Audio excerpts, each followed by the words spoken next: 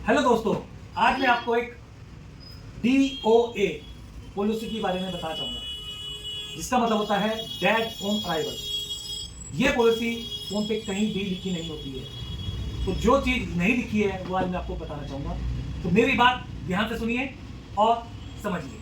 तो DO policy के बारे में जैसा मैं आपको बता रहा था, जब भी आप कोई नया फ़ोन खरीदते हैं, तो जब आप उसको घर ले जाते हैं, यूज़ करते हैं, तो यदि उसके अंदर कोई इश्यू आ जाता है, जैसे कि माइक नहीं चल रहा है, या हम जब कोई फोटोग्राफी करते हैं तो उसके अंदर ग्लिचेस आ जाते हैं, या वीडियो सही नहीं चल रही है, या कभी-कभी फ्रंट या बैक कैमरे में कुछ इश्यू आ जाता है, तो हम क्या करते हैं, हम वेट करते रहते हैं कि यार जहाँ से फ़ोन खरीदा है उसको दिखा लेंगे, 2 दिन बाद चले जाएँगे, 3 दिन बाद चले जाएँगे।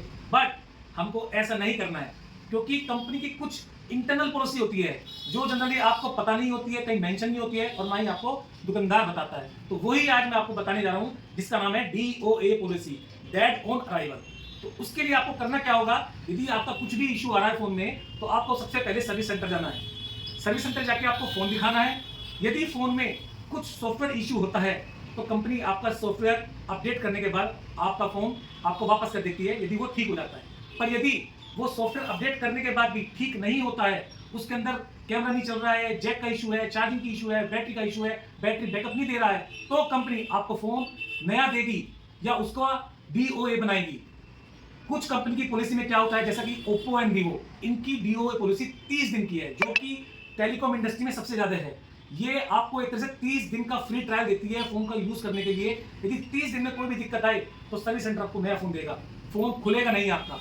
ऐसे ही सैमसंग की 15 डेज़ की पॉलिसी होती है, रियलमी, टेक्नो, मोटो की 7 डेज़ की पॉलिसी होती है। तो आपको हमेशा ये ध्यान रखना है कि जो टाइम ड्यूरेशन है उसी में ही आपको सर्विस सेंटर जाना है, ना कि आप इस भरोसे भरोसे बैठे रहें कि हम दुकानदार के पास चले जाएंगे, वो हमारा फ़ोन ठीक करा देगा, अभी हमारे पास टाइम नहीं है। तो आपकी यदि वो टाइम पीरियड खत्म हो गया, फिर आपका फ़ोन रिपेयर होगा, मतलब खुल के ठीक होगा, उसमें वो रिप्लेस नहीं होगा। तो ये आपको ध्यान रखना पड़ेगा। DO पॉलिसी में क्या होता है, जैसा मैंने आपको बताया, कुछ कंपनीज के फ़ोन तो सर्विस सेंटर से चेंज हो जाते हैं, जैसे ओप्पो, वीवो सर्विस सेंटर से चेंज हो जाते हैं। बट कुछ कंपनी के फ़ोन सर्विस सेंटर से चेंज नहीं होते हैं।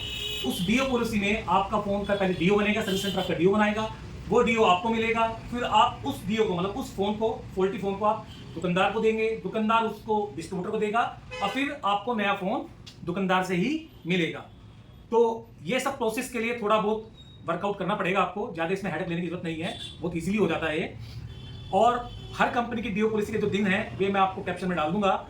ओप्पो, वीवो, मोटो, टेक्नो, रियलमी, जिनके भी, सैमसंग, सबके डाल दूंगा, सो दैट आपको पता रहे कि जो मैं नया फ़ोन खरीद रहा हूँ उसकी DO पॉलिसी का मुझे चलाने के लिए या उसको रिप्लेस करने के लिए मुझे कितने दिन मिल रहे हैं। ये बहुत ज़रूरी चीज़ है, हर कोई कस्टमर को नहीं पता होता है, हर कोई दुकानदार को नहीं पता होता है। तो ये मैं आपको बहुत ही अच्छी जानकारी दे रहा हूँ और इसको आप हमेशा ध्यान रखें। और यदि आपको थोड़ी बहुत जानकारी है भी, तो आप दुकानदार से भी पूछें कि सर इसका DO पॉलिसी या इसका खराब होने पे क्या प्रोसीजर है, कितने दिन में रिप्लेस होगा, वो चीज़ जरूर पूछिए। थैंक यू वेरी मच सुनने के लिए।